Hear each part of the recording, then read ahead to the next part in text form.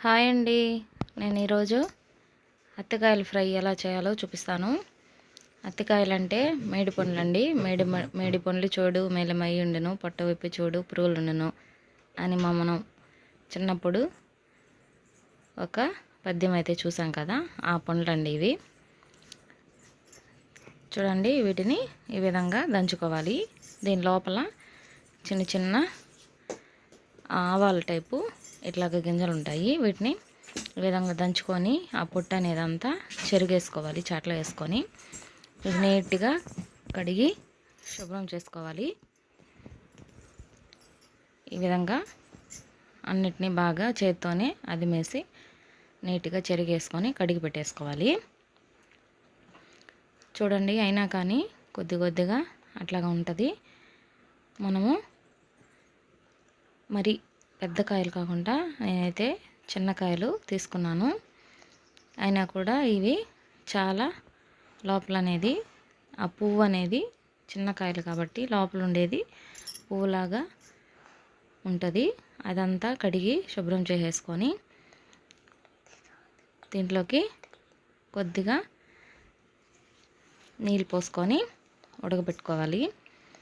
ఇది చాలా హెల్త్కి కూడా చాలా బెనిఫిట్స్. దీనివల్ల టేస్ట్ కూడా మనం అరటికాయ తింటాం కదా, అరటికాయ తాలింపు ఆ విధంగా ఉంటుంది. మీరు ఒకసారి దొరికితే ట్రై చేయండి, హెల్త్కి కూడా చాలా మంచిది. దీన్ని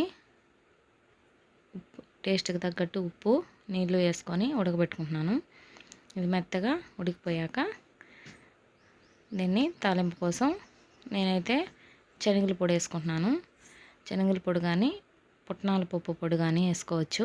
నేనైతే ముందుగా ఈ పప్పు అనేది తీసి పెట్టుకున్నాను. ఎండుమిరపకాయలు, శనగలు, తెల్లగడ్డ వేసి మిక్సీ వేసి పొడి అయితే పక్కన పెట్టుకున్నాను.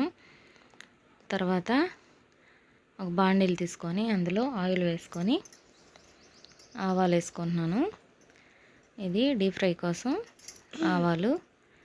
తర్వాత కొద్దిగా 2 రెమ్మల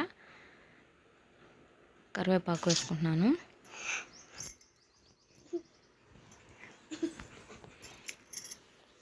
ఈ ఉడకబెట్టుకున్న దాన్ని ఈ ఆయిల్లోకి వేసి మళ్ళీ బాగా తాలింపు కోసం ఆయిల్లోనే కలుపుకుంటూ ఫ్రై చేసుకోవాలి. మనము పొడికి ముందుగా సిద్ధం చేసుకున్నాం కదా పొడిని, ఆ పొడిని అయితే ఇందులో వేసేసి బాగా కలుపుకోవాలి. అంతే అండి, తాలింపు అనేది చాలా టేస్ట్గా ఉంటుంది, హెల్త్కి కూడా చాలా మంచిది. మీరు ఒకసారి దొరికితే ట్రై చేయండి. నా వీడియో కనుక నచ్చితే సబ్స్క్రైబ్ చేయండి, లైక్ చేయండి.